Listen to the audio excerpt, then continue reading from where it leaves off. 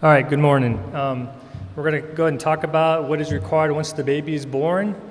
Basically, you're going to apply for the tourist passport and the consular reported birth abroad, or we like to call it CRIBA first. Those are two things you're going to apply for first. Okay, if everybody got the handout, you can follow along. You should have one in there, the checklist to go along better.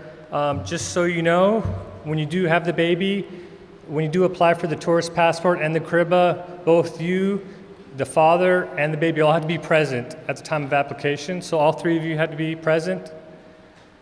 First things you're going to have to do is for the passport. So you're going to go online to the travel.state.gov website and fill out a DS-11 application, which is for the passport. Just some tips when you're doing the application. When it's going to ask for a social security number, obviously your newborn's not going to have a social security number, so just put all zeros, and that's fine. No problem with that. And also, when you're printing out the forms, if you're going to be here more than 6 months remaining, you're basically going to need a Soggiorno. So with that, you're also going to need a no-fee passport for your baby. So go ahead and print out two passport forms. And make sure when you print them out, do not sign them. Okay? And then, okay, so that's for the passport. Then number two, you're going to complete the DS 2029. That is for the CRIBA, consular reported birth abroad. It's basically the birth certificate giving your baby American citizenship. Now you're going to fill that out. That's kind of a complex form. I don't know, it's not a very user-friendly form. Just some tips. Do it all online. Do it the best you can. Now there's also, it's not too friendly, I hear from other people when you're putting in dates. It doesn't let you put in certain dates. It won't let you put in present.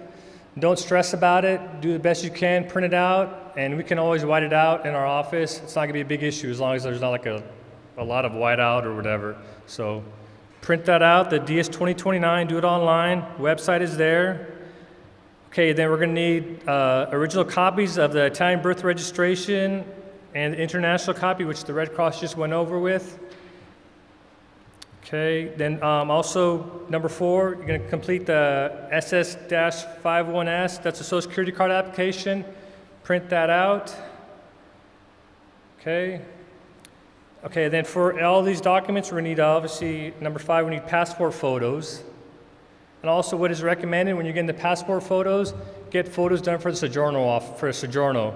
You won't be able to apply for Soggiorno at that moment. You do for the passport, but you do, it's more of a convenience to get the photos done for the baby, for the passport, and the Soggiorno, and just hold on to the Soggiorno pictures for later on.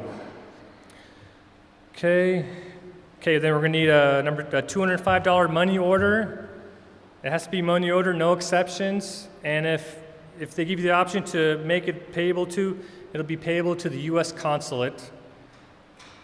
And basically, $205, it's $100, $105 for the passport, and $100 is for the CRIBA, consular reported birth abroad. Okay, then also we're going to need your ERB or ORB of your husband, depending on if he's enlisted or an officer. We're going to need his PCS orders that brought him here. Okay, then we're going to need parents' proof of citizenship. Basically, we're going to either need passports or birth certificates for proof of citizenship for the parents. We're going to need both military ID cards. And then we're going to need your marriage certificate, original marriage certificate. And also, we're going to need a divorce decree. If you had any previous marriages, either the mother or the father had previous marriages, or we need the divorce decree. Okay. And just so you know, I know we'll make copies of everything. So just bring all the originals of everything. We'll make copies. We'll take care of everything. And also, number 13, notarized DS 3053 in front copy of absent parent's ID card. Now, if your husband's not going to be here, he's not going to be here, you can either do a notarized DS 3053, and that will allow you to apply for the passport and the CRIBA without him, and also get a copy of his parent's ID card. But the thing about the DS 3053, it's only valid for 90 days. So if there's a chance that your husband's not going to be here when your baby's born and you need to apply for the passport and CRIBA, we recommend you get a special power of attorney by the JAG office that authorizes you to apply for the passport for your newborn baby. So you won't have to worry about having to wait for him to get back, so especially if you have any travel plans. Also, just to touch on that, It's going to take about 6 to 8 weeks to get the tourist passport and the crib back. So if you have any travel plans or your PCS in soon, my recommendation is get the paperwork in as soon as possible, and also let us know that you are leaving on this day, and we will try to work with the consulate to try and get it, as soon as possible. It's not always possible, but we'll do our best, and the consulate is usually pretty good about working with us. Okay, and also make sure all these forms, do not sign any of the passport forms, Social Security card form, DS 2029, do not sign anything, because it has to be signed in front of the passport agent. Okay, what else? Also, at the very bottom, it says all U.S. citizen parents must prove 5 years of physical presence in the U.S. prior to the baby's birth. That usually can be proved by the ERB or ORB, usually if you have more than 5 years. But if not, we would need like your high school transcripts or prior income tax returns to prove that you lived in the States. Okay. Okay, just also when you're printing out the DS-11 application, I don't know if you can see it, we want to make sure that the barcode is showing up in the upper left-hand corner. I know there's a barcode in the bottom, but make sure we're looking for it's basically a 2D barcode right here. Basically, all that information that you're typing in is going to be stored into that barcode, so it makes it a lot easier when they're scanning it into their systems that they have at the consulate.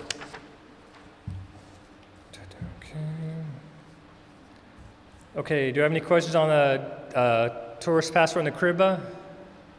Any questions? Yes. Sorry, I just had 2 questions. One specific, how many passport photos, and does that match the Soggiorno photos, or do we just tell the VOs guys that we needed 2 sets of? Yeah, basically the Soggiorno photos are a little bit smaller, a little bit more narrow, so just make sure when you're getting them, they're going to give you 6 photos, 6 passport photos. We're only going to need 2 if you need the no-fee passport and the tourist passport. The rest we'll give to you. And the Soggiorno photos, they're a little bit different, they're a little bit more narrow, and we'll need 4 of those, and I think they'll give you 6. So, okay? Thank you. And then last question, I might have missed it, but you said the turnaround time for the tourist passport was 6 to 8 weeks. Is that the same for the no fee? Or do you have to wait for the Social Security card? Okay, yeah. Sorry, I didn't touch on that. Okay, the way it works, you're going to apply for the tourist passport and the cribba, consular of birth abroad first. We'll mail those out. Also, at the same time, we're going to do the no-fee passport and the Social Security card. We'll have you sign those forms, prepare everything, but we're going to place those in a suspense file because those aren't going to go anywhere until the tourist and the cribba come back. So basically, when the tourist and the cribba comes back, we're going to make copies of those, and then we'll send out the no-fee passport and the Social Security card on our next shipment. Because you can't have 2 passport applications out there at the same time. So just to make it easier for everybody, we're going to sign everything all at once and just place in a suspense file. So once it comes back, make our copies, give you your documents, and then mail off for the no-fee passport and Social Security card. And the no-fee passport will also come back to our office. Social Security card will go to your CMR box. So just make sure when you do the Social Security card application, you put your correct CMR box. And also we recommend to avoid any delays in the mail. Since it's going to go to your CMR box, update your CMR box with your child's new name. So make sure if they get this letter in your mailbox, mail clerks are not going to say, oh, this person's not on the mail roster, and so they might take some time. So that's recommended to do that.